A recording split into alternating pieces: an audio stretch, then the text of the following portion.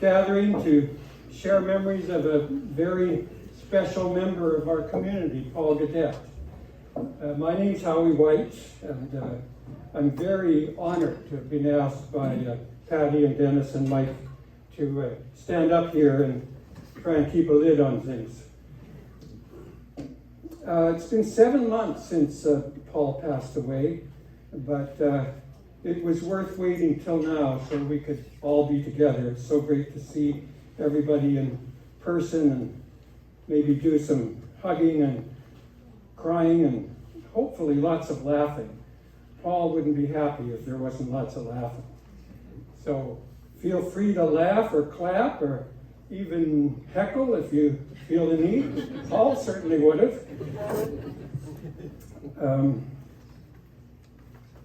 I think you have the program that's been handed out. Just a few notes. The Legion rule is that you don't have to wear a mask when you're sitting down, but you do if you're walking around.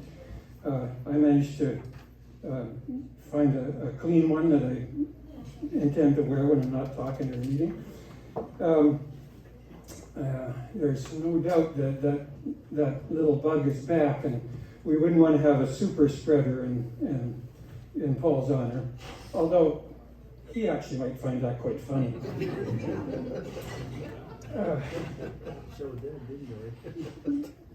Yeah. So I'm going to kick things off by reading a message from Paul and Dennis and Mike, and then we have some more messages, written messages that have been sent in, and I'll read them. And then we'll throw the floor open to anybody who wants to say a few words. I certainly expect there will be some. And then Colby is going to make a toast to Paul. And then we'll get to sit down and have some grub and watch the video. The video is playing now, but I gather later on it'll have music with it. Before I forget, I want to thank the Legion for sponsoring and putting this on, and especially these wonderful volunteers over here who give their time freely to help us celebrate. I'd also like to note that there's a guest book over there, so everybody should take a look at that. It's got a lot of photos in it and places to sign messages for Paul's family. So I'm going to now move to the message from the family. Okay, Paul's family would like to thank everybody for coming out today to honor Paul's memory. He said, "I want a party, not a fricking wheat fest."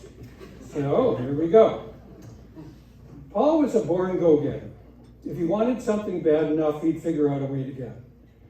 I remember when he was about 5 years old, he wanted a Hot Wheels car. I told him he'd have to save up his money. Later that week, I ran into my neighbor, Marge Mackay. We stopped to chat, and she said, "Gee, those were some pretty risque books that Paul was selling." "What books?" "The Harlequin romance books Paul is selling in the neighborhood for 10 cents a piece." They were my books, actually, Auntie Heather's, that I borrowed, but I never saw them again. At about 8 or 9, his grandma got him and Patrick White into wrestling. That was an eye-opener, taken to wrestling matches in Vancouver with those crazy fans, but they loved it. Around the age of 12, he started his garage sales up at the ferry terminal, selling everything in our house that wasn't nailed down. Thank God the neighbors started giving him stuff to sell. This lasted until he got a driver's license, then trucks were his main goal, especially the coral, not pink, truck, and many more after that one. He decided to go into welding like his grandpa, and he got his certificates at BCIT. He did try working in Vancouver, but soon discovered he would prefer to work on his own. So next on his list was a shop and a house, which he managed to purchase, thanks Mel, and was just celebrating his 11 years as Western welding. Sunday dinners were a thing at our house. Like it or not, he showed up every Sunday. If the Yorkshire pudding turned out really good, he'd say, "Did Dolly stop by today?" Or if the dessert was worth a second helping, it would be, "Was Lorna over?" Then you would get the smirk and you would know that that was as good a compliment as you were going to get.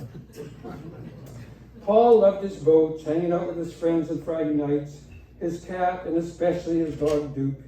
I think the family fit in there somewhere too. When he was in hospital, he would ask me to phone someone like Patrick, so I would go to his contacts and look under W for White. Nope. Okay. P for Patrick? Nope. It's under Y for, yeah, it's Pat. Or Cuz for Ryan. Take Forever Tony. The Bushman. Everybody had a nickname that made no sense to me, but he seemed to think it should have been quite obvious. Before he went in for his amputation, the surgeon, who really didn't have much of a sense of humor, asked Paul if he had any questions. Paul looked back at him quite seriously and said, "How long did you say it was going to take to grow back?" The surgeon didn't know what to think. He thought he was serious until the nurse started laughing. Then he eventually got the point. Fortunately, Paul's sense of humor got him through a lot in his life right up to the end. When Paul phoned Lachlan, also not under L or R in his contacts, but K for King Rand, and said he wanted a dump truck parade, I was sitting beside him and I thought, what a funny request. But Lachlan just said, "Sure, buddy, we'll throw the biggest truck parade Pender ever saw." And did they ever? There was one thing Paul did not lack, and that was friends, really good friends. Dennis, Mike, and our entire family would like to take this opportunity to thank some very special people in Paul's life. Nicole Ray for being with Paul at the hospital whenever I left. She was such a comfort to him and me. Dr. Sutton for easing his pain and being there for us when needed. Dom and Lachlan for putting together the hall for Paul, which went above and beyond. Ryan, Wayne, and Amber for helping with his house and shop. Dwayne and Rob for building the ramp. Matt for getting ink. I don't know what that means. I'm sure Matt could explain. All the friends who brought him food and came to see him in the hospital. It meant a great deal to him. And Marilyn McLeod for the posters, video, and in-memory cards, and setting up the Hall for Paul Facebook page, and Lorna Edwardson for doing the beautiful memory guest book, and all our friends and family who've been there for us, for all of us. He was blessed with some great lifelong friends and who would do anything for him, and he knew how lucky he was. Paul, you may be gone from our sight, but will be forever in our hearts. Love you, Mom, Dad, and Mike.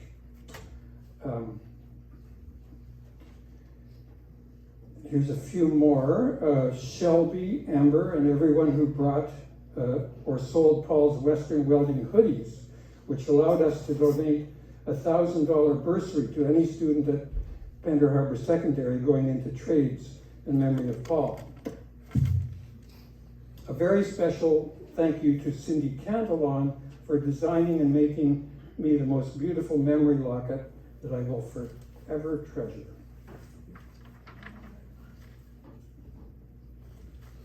Yeah, okay.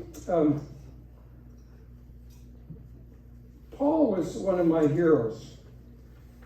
I first knew him as a cute little tyke from across Franpen Road who became inseparable from my son Patrick around the time Pat was about 4 and Paul was about 6, I think.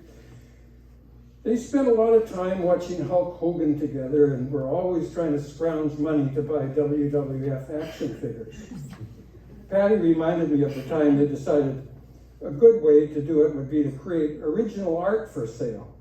And soon they had every loose piece of paper in the house covered with action characters and taped to every wall as high up as they could reach, which was about 4 feet. Well, it turned out they couldn't find much of a market for art, so they decided they needed a more commercial product. Patti mentioned the Harlequin episode, and this led into their longest running enterprise, Paul and Pat's perpetual yard sale. They set up a little stand on the side of Franpen Road, and there was no telling what you might find there going cheap. I soon learned where to look if I couldn't find my favorite crescent wrench. In fact, as I was writing this, I just realized there's still some family heirlooms we're still looking for. And it just occurs to me where they probably went. Paul was a normal, healthy kid until age 10, and I remember I picked him up to go swimming with Patrick one time, and I thought he looked awfully tired. He was stumbling coming up the trail. Then when he got in the water, he had such a hard time keeping up to the rest of them. I mentioned it to Patti. She reminded me of this the other day. It took a while to figure out, but Paul had been stricken with a rare autoimmune disease called juvenile dermatomyositis, JDM for short. It only hits 1 in 50,000, but it's a life sentence. They gave Paul 2 years in the beginning. He told Patti years later that this was one of the bleakest times of his life, but even she didn't know because he didn't let on at the time. And there you have a key to the kind of stuff Paul was made of. 10 years old, faced with having his whole future snatched away, but sucking it up because he was worried about making his mom feel bad. From that time on, Paul's life was a battle against JDM and the prednisone and other heavy drugs needed to control it. JDM affects the skin, giving you a painful rash and especially sensitive to sunlight. Welding flash didn't help either. JDM causes the muscles to atrophy and cramp. You get calcium deposits that have to be removed by surgery. Growth is impeded. And since your immune system is compromised, you're prey to all sorts of other things. Paul got diabetes, and he got cancer. But he had no time for pity. He made a joke of it. He said, I must have been a mass murderer or something in my past life. Most people only get one incurable disease, and here I've got 3. A lot of people would have gotten depressed and given up, but not Paul. No whinging about mental health issues for this guy. No triggering, no panic attacks. Just suck it up and deal with it. If today's kids and adults were more like Paul, the whole counseling industry would have to declare bankruptcy. He powered through high school and went to BCIT. When he told his high school teachers he wanted to become a welder, they told him with his PDM that he'd be better off with some kind of inside job. But Paul followed his own nose as usual and got a top welding ticket. Worked for that company in Vancouver, but it cramped his style, so he came back to the coast and set himself up as his own boss. With typical flair, he called his outfit Western Welding and even designed his own snappy logo, complete with a longhorn skull in the middle. Shortly ago, he celebrated his 11th year in the business and printed up T-shirts and hoodies. That was actually for his 10th year in business. That I see quite a few of around here, and they're all collector's items today. As a welder, Paul was game for anything and would go anywhere, patching boat bottoms while perching on rickety planks. Sure that workers' compensation would go crazy if they'd seen it. Mending truck frames, fabricating wharf ramps, making fancy railings, rebuilding endless numbers of excavator buckets, designing clever solutions to tricky problems like building an elevator. Because like the best welders, Paul was also a good engineer. He could analyze your problem and tell you what to do, and do it. You can still go on the Western Welding Facebook site and sample the amazing array of jobs that Paul did. And while you're at it, sample his X-rated sense of humor. I think that may be the greatest collection of welder jokes anywhere in the world. Paul found a role to play in his old community, and he made the most of it.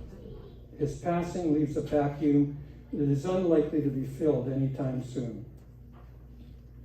But it's really the special part he played in our lives that we remember him for.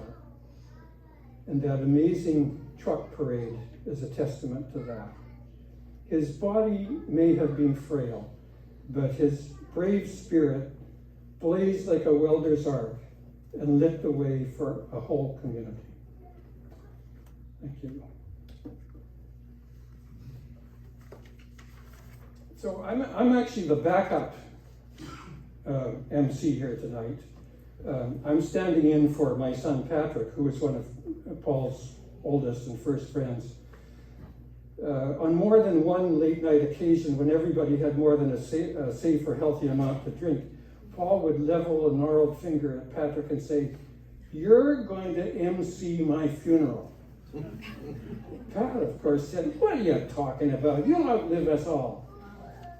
But Paul would have none of that. He knew he'd been on thin ice for most of his life, and he was okay with it, even if others weren't. Well, Pat felt pretty challenged, not just because he didn't want to think about losing a good friend, but because Paul himself, in his midlife, had turned into one of the greatest MCs ever seen in these parts. His wedding performances were legendary. If he'd ever run out of old digging buckets to weld, he could have been a stand-up comedian, and he would have given Bill Burr a run for his money. Pat knew this would be an impossible act to follow, but he also knew he didn't have a choice. So when this event was announced, he duly reserved a ticket out from Toronto, which was where he lives now. Alas, 2 days ago, he tested positive, and his wife still has him locked in the basement. But I got him to scribble down a few thoughts, and here it is. So this is Patrick's statement. The Gaudets lived across the street, and unlike my family, had cable TV. That made Paul my best friend in the world. We lived the good life. We'd muddy ourselves in his Tonka pit, wrestle his big brother Mike in their basement, then watch Steph Tanner on Full House. We even managed to ignite a minor forest fire in my parents' backyard. All normal kid stuff. Later, my best friend became my first business partner. He always had a scheme, even from a young age, and an ability to turn one person's trash into something he could sell for $5 at the community swap meet. In this case, it was books. My family had lots of those, so we loaded up a little red flyer wagon with books one day and started going door to door. We didn't do very well until Paul got the idea we had the wrong kind of books. And that's when he started snagging his mom's Harlequin romance novels, and business really picked up. We had a little playhouse where I kept some of my choice toys. When my family moved into a new house in the early 1990s, we didn't get around to clearing out the playhouse. Well, Paul did. A few short weeks after moving out, I showed up at the swap meet to see Paul sitting behind a table piled with all my old toys. I was 10 years old and mad as hell.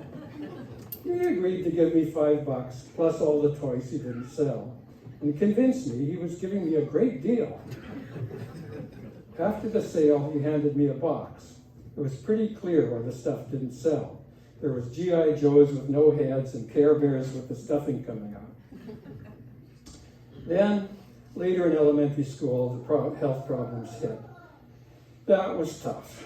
Paul went to the hospital, and I didn't see him for long stretches. During one hospital visit, I gave him a new wrestling figure, Brutus the Barber Beefcake. Little did I know, his basement wrestling days were over. I don't think anyone but his family knows the strength he had to muster from a young age to come back from that. physically, it really sucked him dry. I felt really bad for him until he opened his mouth. Somehow, the illness that had sapped his strength had sharpened his wit, and he delighted in using his newfound gift to stab anybody within earshot. By high school, his humor became the biggest attraction at bush parties. Whenever there was a throng of partygoers buckled over in laughter, you could bet Paul was right in the middle, telling some despicable tale. He was able to improvise a joke or tall tale for anyone he encountered. One time, he said he'd seen my dad at the Petrocan checking his oil. My dad apparently pulled the dipstick out of his car, but couldn't find any paper towel to wipe it with. So, he said, my dad looked around to see if anybody was watching, and then used his ponytail. Yes, I did have a ponytail. That part is true. But this part is not true. He said, I used my ponytail to wipe the dipstick. Most people would just say, your dad's ponytail makes him look like an old hippie. Not Paul. He had a better story to tell. One of his running jokes still haunts me. I had a reputation for being late for everything in my teenage years. Paul soon developed a concept to explain it called the white standard time. Take any appointment with me and add an hour to figure out when I'd really show up. The concept spread, and pretty soon every damn person in the harbor was taking me to task for white time. I've become a pretty punctual person in my middle age, and I may have Paul to thank for that. Despite some physical limitations, he started his welding business with a healthy sideline in t-shirt merchandising. Western welding. No job is too big, too small, or too shitty. His humor could hurt. I think everyone in the harbor has wanted to punch him in the face at some point. Nobody did that I know of. Instead, they loved him. Recently, he was diagnosed with cancer and had a portion of one leg amputated from the knee down. Some friends organized a GoFundMe to help with his rehab. The goal was $5,000. They ended up with way more than that. In his last week, his phone was burning up with well wishes. He called me around my bedtime on a Tuesday, forgetting the 3-hour time zone difference between Toronto and BC. This beautiful soul, days from death, couldn't help himself. Oh, is it late there? Sorry, Pat. I must be on white time. He had me in stitches for 15 minutes or so before he had to go. There was a long list of people he wanted to call to say goodbye before he was done. A few weeks after he died, a package came to me in my house from the harbor.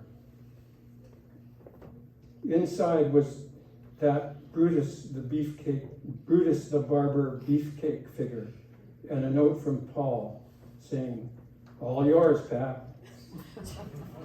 Thank you. That's Patrick.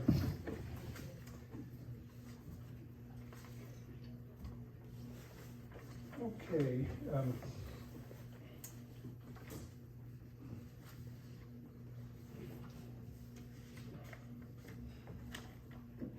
Looking for the directions here. Okay. That's all the gas bagging I want to do for right now. So I want to put the floor open and invite anybody who has a word or two to say in Paul's memory to come on up. Colby, I know you're going to come later. Richard, I think you wanted to say something.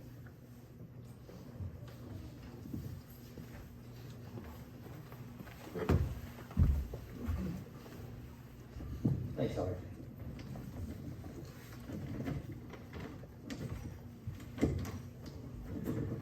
Good afternoon. My name is Richard Payton, and I was the manager and owner of the Petrocan station just down from the high school. Over the years, we had some wonderful young workers for after school and weekends. We were full serve in those days, and excuse me. And when Paul applied for a job, he was about 14 and 15 years old. I said to him, propane tanks are fairly heavy. He said with a big smile, no problem. Paul had a great sense of humor. I don't know why it's doing that. You must be electromagnetic or something. Paul has a great sense of humor, worked hard, and never complained, and was always happy. One day he filled a 60-pound propane tank, which is about 110 pounds when it's full. When I came to the counter, the lady was walking back to her truck. I said, "You should have given me a call. I would have given you a hand." He said with a big grin, "The old bird offered me a hand and I took it."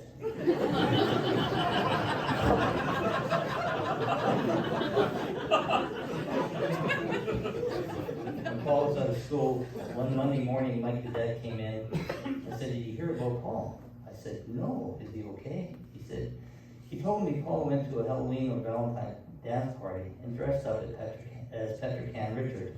I took it as a compliment. A few hours later, Paul came in and was just beaming, because I knew you had to tell me something. So I said, "How was your weekend?" So he told me. I said, "You probably didn't have to buy drinks, you lucky guy." He said, "Hell no, it cost me." He was always quick with his wit. In the late 1990s, I purchased a towing business. Paul several times would phone me on the weekend, 12, 1 o'clock in the morning, and he would tell me a person was in off the road. I asked if they were okay, and he would say yes, but they can't stand. I'd ask Paul to tell him the truck was busy and couldn't get it until the morning. He knew most of the people and would drive them home, and I thanked him many times.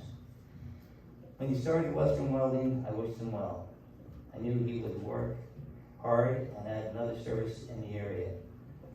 I always thought Paul was a good person and a good friend. Patti, Dennis, and Mike, you have a lot to be proud of. Thank you.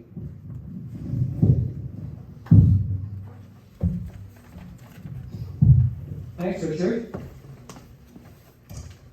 Anybody else? I know there's a million Paul stories out there, and I'd love to hear some. Good man. All right. I'm not good off the cuff.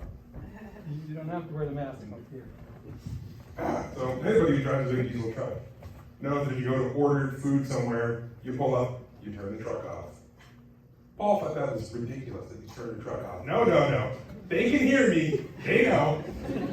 He was diabetic, so he didn't take sugar in his coffee, but he took 3 cream. So he always said, triple cream. Pulling in McDonald's. "Yeah, can I get triple cream?" "Sorry, sir, triple? No! Triple cream. Okay, fine. Pull ahead, sir. Fine. Go ahead." I'm like, "Why did you just turn the truck off, man? They can't hear you." "No, they can hear me fine." Get him over there, get his coffee. "Thank you." Pull out. "There's sugar in this." "Well, no kidding. They can't hear you." "Nah, they can hear you fine." He definitely had like a razor sharp wit, and yeah.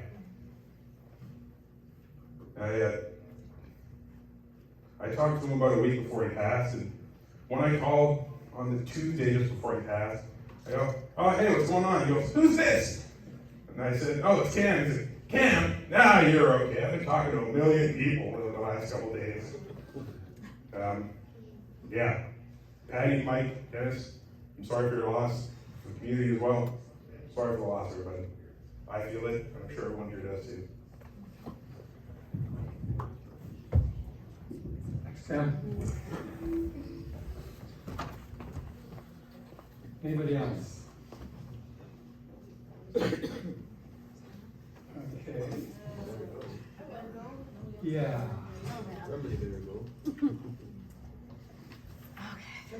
shame to waste all these great tall stories. Not done. Not that more people have heard before me. I was hoping not to be one of the first.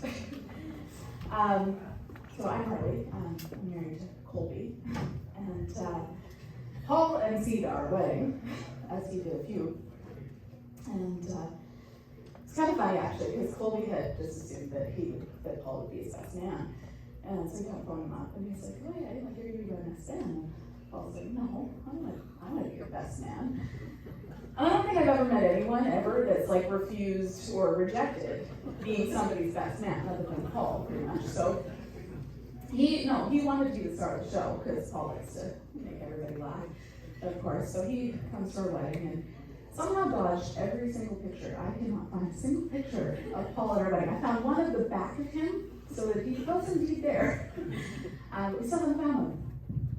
And he stood up there, and I don't know how many people after the wedding was over had complimented our MC and said, I don't think I've ever met someone so funny in my life. And he had a running kind of game that tables that go to eat first kind of thing, to kind of step up and set up the place.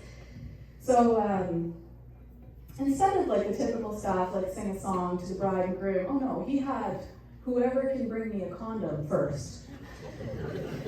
I'm like, who the hell here at a wedding is gonna have a condom in their wallet, like, or whatever, like nobody's gonna have that.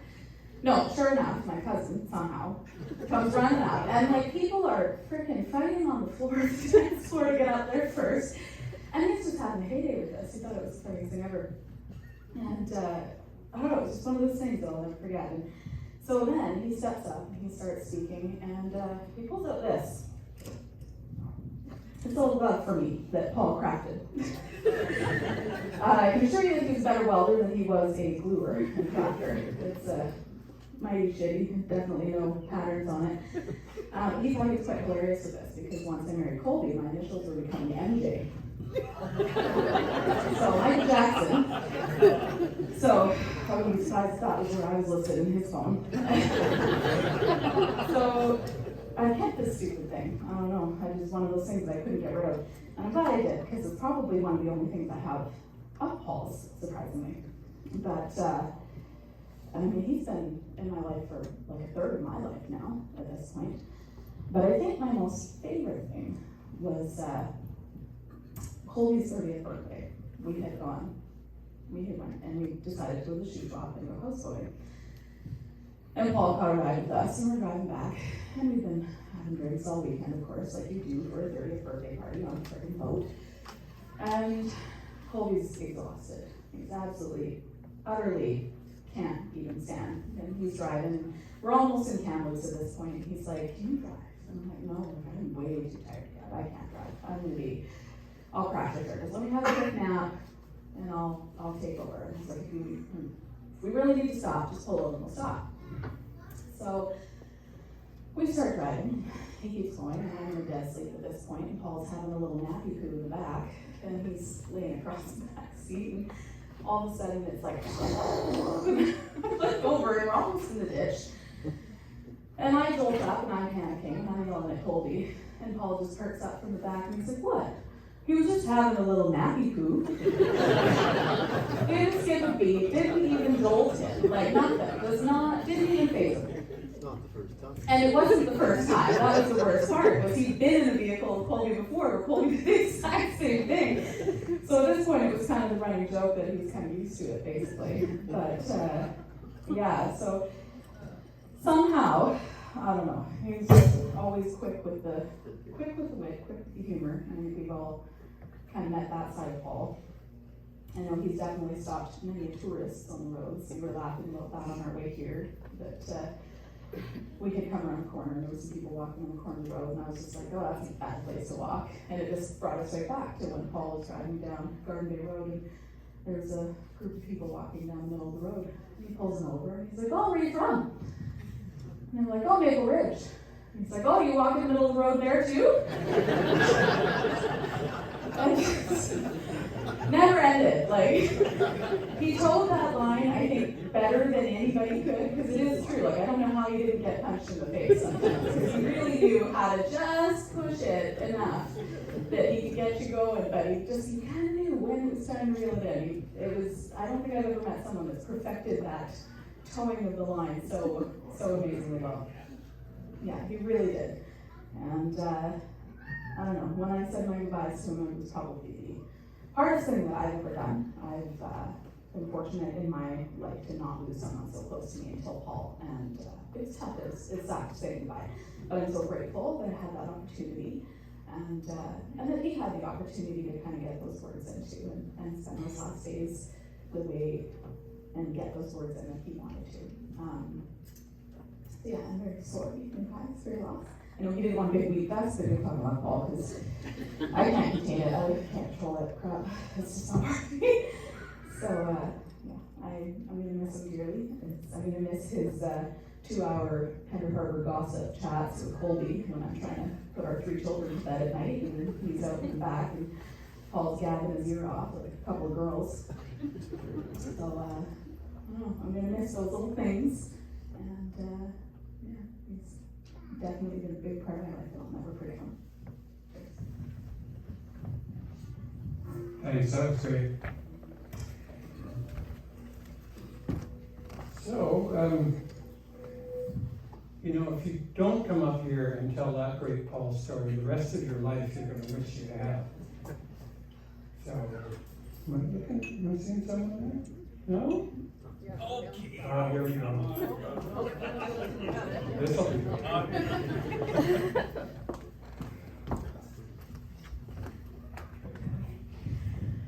Hi everybody.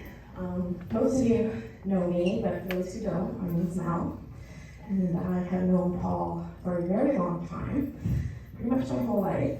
And in his words, he would have said we used to shit in each other's basements, which is a Paulism for we've known each other a long time. Leading up to this, I've been trying to decide if I was going to come up and say anything, and if I did, what would it be?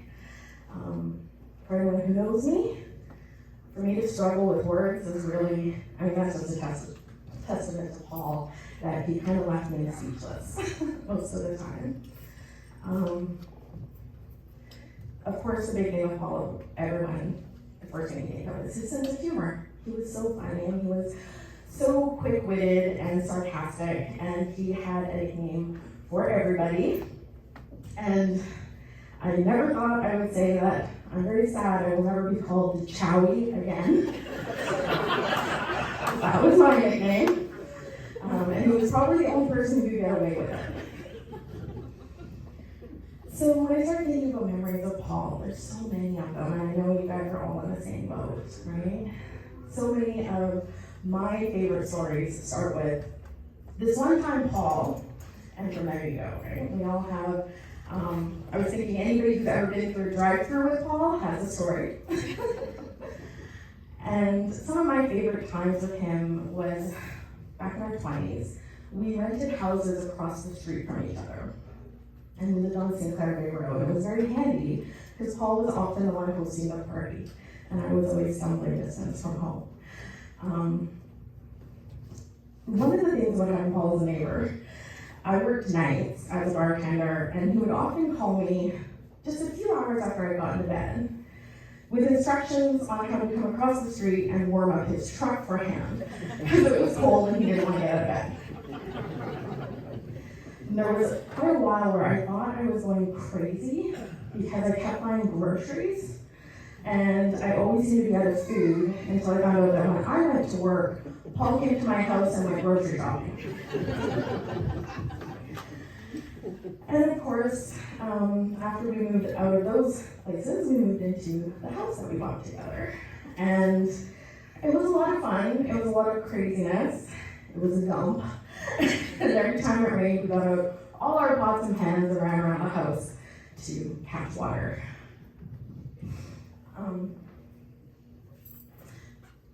Over the last few years, I've been off the coast, and I didn't get to see Paul nearly as much as I wanted to.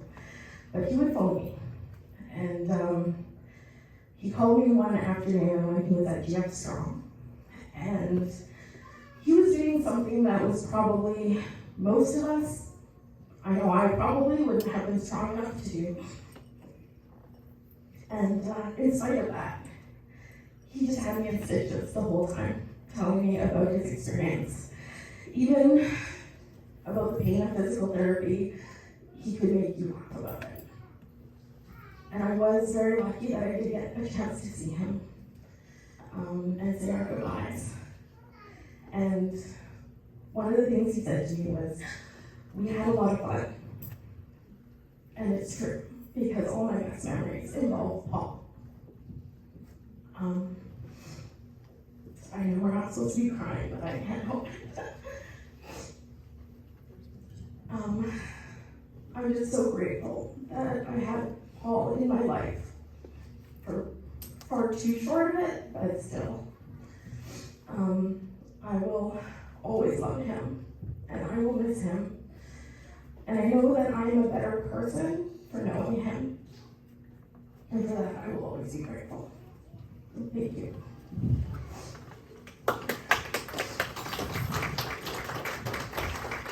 Thanks, Mel. Thank you. That was great. Must be somebody else has thought about it.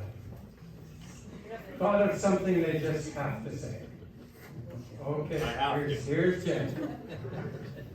Don't disappoint him. He wants the dirty stories to come out. As dirty as you want. Oh God. Hello everybody. No, that was great. Good job, Chowie. Oh, sorry, only Paul gets away with that. Okay. Much like Mel, I struggled with if I was going to speak or not today. I was going to see how many speakers went. I knew Paul very, very, very well my entire life. We were very close from the age of about 15 to 28. Then life kind of takes you on different directions. You go wherever you're going to go. And Paul was always the type of guy, though, that you picked up where you left off. It didn't matter where you were or what you were doing. You know, it was all good, right? At 15 years old, 15, he said that he threw a lifeline out to me.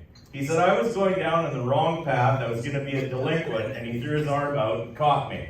And then he tried to get me to smoke cigarettes, and I threw up all over the place. And, you know, I'd always try to attract the girls, and he'd drive us all around. And I think it was a lifeline for him, too. It was quite fun.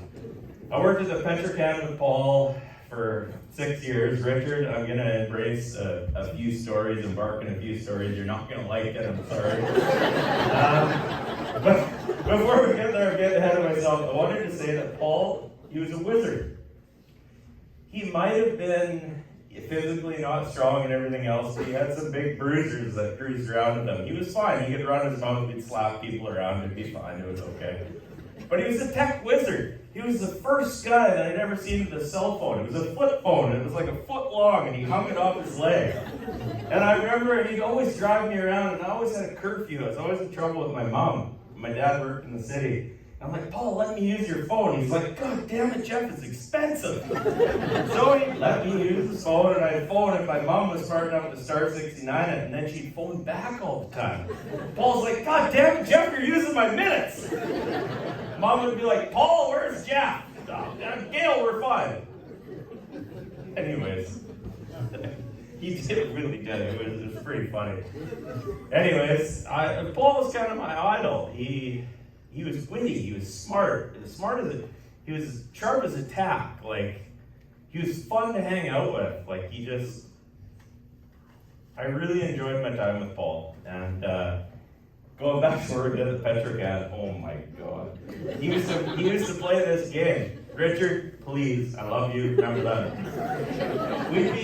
Once the mechanic bays were slowing down and maybe we knocked one off and there was only 2 bays active, you'd be in there and you'd be adding up your bill for some rich guy at Saginaw Lake, and Paul would grab a Twinkie off the shelf, and there were ceiling fans in the Petrocan, and you'd be like, oh, and you'd go into the shop, and you'd be punching up the till, and all of a sudden, ceiling fan would go on full, and a Twinkie would fly in, and whack, there'd just be marshmallows and shit in everybody's hair. You're like, what just happened?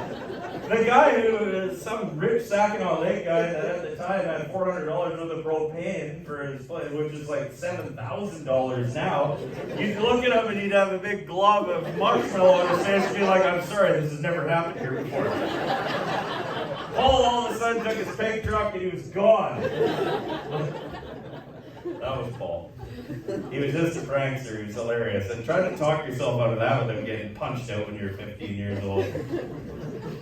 Oh, man. Anyhow, I put a lot of miles on with Paul in my younger years. I worked with him in the city. I got him a job at the place I was working at, PCLS, Pacific Custom Log Sorting. We laughed like hell. He was a great welder. He, when I first moved there, I was living in an RV down on the Fraser River. And this is going back, 20 years ago now. And this horror movie came out. I'm sure you guys have all heard of it, Stigmata. Anyhow, we went to the Lougheed Ball. He picked me up in his Toyota truck, but there's a picture in that photo album over there, which we tried to weld the frame of that piece of shit out of Dennis's place, and we could only get tack welds into it. And then Dennis always had buckets of grease, like useless buckets of grease and gear dope all around. So it was such a shitty welding job back in the day, we were learning, right? We grabbed it and we coated it. All the welds we did, it was only like spot welds holding it together. And Paul's like, if we drive around for a month we'll stick to it, and I can sell this truck for $5,000. I bought it for $2,500, and he did. He had a gift for that. Anyhow, I was all for it. I'm like, Jesus, Paul, we can't get Patti to sit on that side of the truck and bring. He's not here. But Andrew, if you were here, I would have still said that. Anyways, where was I? We were going to the Stigmata movie in this Toyota truck. And we were like a bunch of girls. We were on a date. I was 17, he was maybe 20.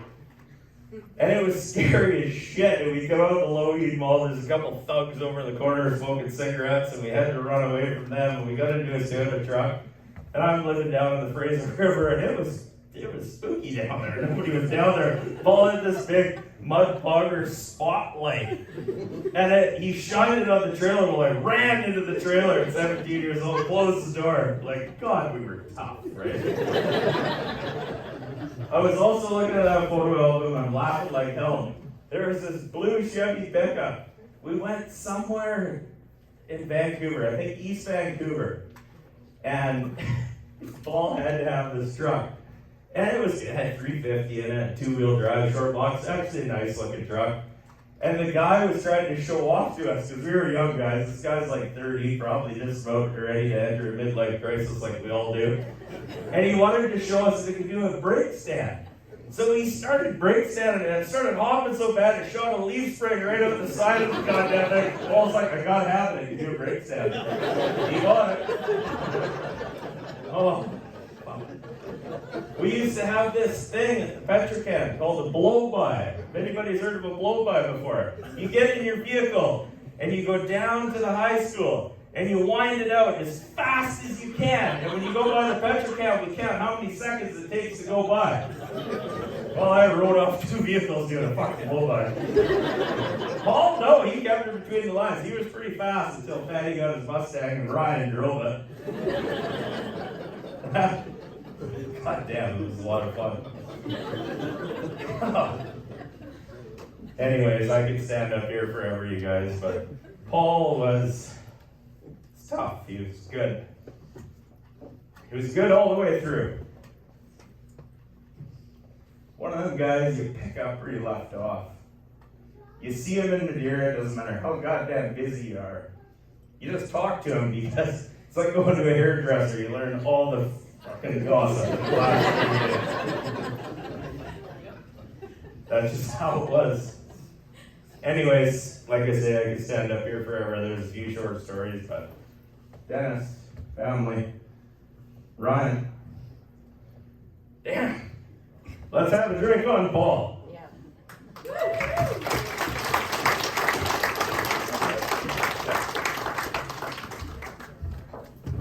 Now we're rolling.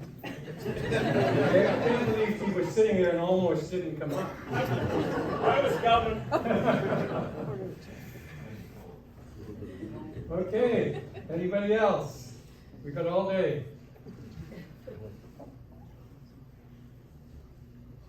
Okay. I think the next thing on the agenda then is Colby is going to make a toast, and then we can break and have some snacks, and that's when the real storytelling will start. So Colby, you're on.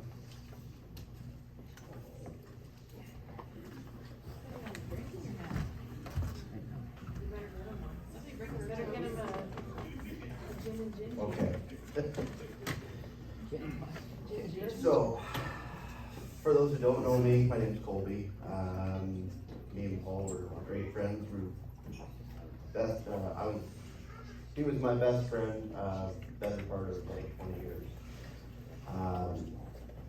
There are so many stories I can share. Probably most of them aren't that appropriate, so I'll keep it limited. Marley touched on a couple. One of the specific requests for a celebration of life that it not be a quote fucking meat fest. So I'm going to try and keep it as lighthearted as I can. Great to see so many Western welding apparel, so much Western welding apparel today. Thanks to Shelby and Amber and Wayne for putting the fundraiser together. Paul, no doubt, would be happy to see all the advertising. Less happy to know that now his shirts and sweaters are finally turning profits. So about 15 years ago in November, we went on a 10-day job. We were replacing the deck of a barge from Mountain Marine. Rained every damn day. We were in Salty Bay. What's this? Oh, thank you. Oh, gross. Yeah. Rained every damn day. We got so wet every day, our boots didn't even get a chance to dry in the engine room. It got to the point where we had lock blocks holding the deck plate down for us to weld, and we were changing the rods with our armpits, with a rowboat laying across the lock blocks to try and keep us as dry as possible. It was one of the most miserable experiences of my life. But when I think about it now, it's one of my favorite memories. He even paid me a bonus for going on the trip before we left. It was a carton of cigarettes, of course. Then there was the time he was working on a barge with Cam, also from Mountain Marine, in the pouring rain again. And Cam was sitting on the barge deck welding. Paul had the broom to sweep the water away from where Cam was welding. Simple enough. What Cam didn't know, though, is that while his helmet was down, Paul was also sweeping the water into Cam's exposed plumber's crack. And giggling about it all the way. Paul's sense of humor was dark, sarcastic, and usually inappropriate. His giggle was infectious. While I'm devastated that he's gone, he still makes me smile almost every day. So, on behalf of his family, we ask that you hoist a Corona or a gin, club soda if you don't drink, for Paul, and thank you all for coming. Paul. Gin, it's like nail polish.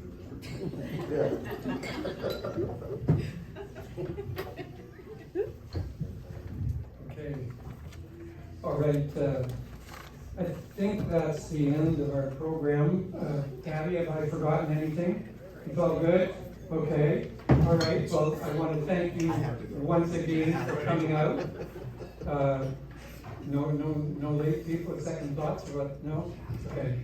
I'd like to thank everybody for coming out. This has been a great celebration of a great life in our community. And once again, I think on everybody's behalf, I can offer my condolences to Dennis, Patti, and Mike. So, thank you all. Now let's have some eats and some chat. Thank you.